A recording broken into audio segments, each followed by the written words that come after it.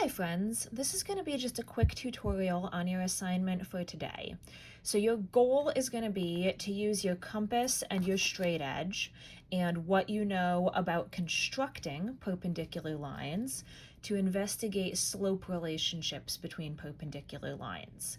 So you're going to have a bunch of graphs that look something like this. For each one, the first thing you're going to do is find the slope of the line that you're given on that graph. So in this case, I'm going to find two good points. One of them is here, one of them is here. And then I'll draw a slope triangle between those 2 points. And I will find the rise and the run. In this case, the rise is 1, sorry about that. And the run is 3.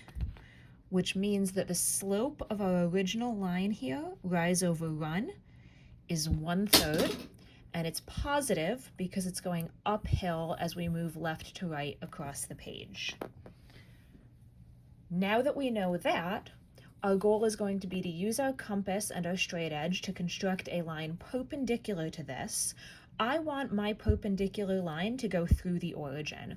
The reason I want it to go through the origin is that way when I'm finding my slope of my perpendicular line, I have at least one good point that I already know about, and I just need to look on the graph for another good point to use.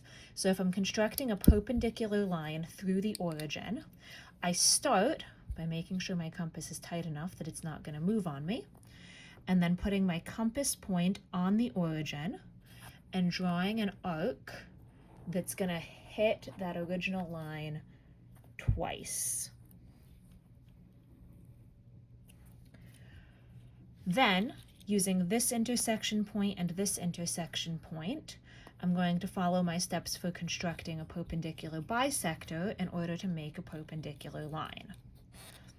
So once again, making sure that my compass is tight enough it's not going to move on me. Put the compass point at that first intersection. Draw a nice big arc.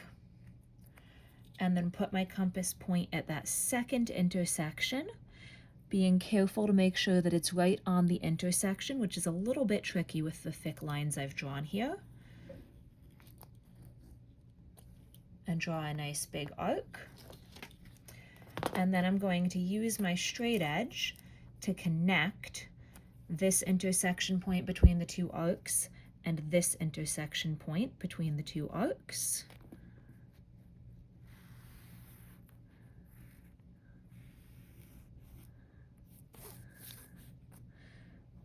My straight edge isn't quite cooperating with me today because it's not an actual ruler, it's from a Metro North train set, but we work with what we've got.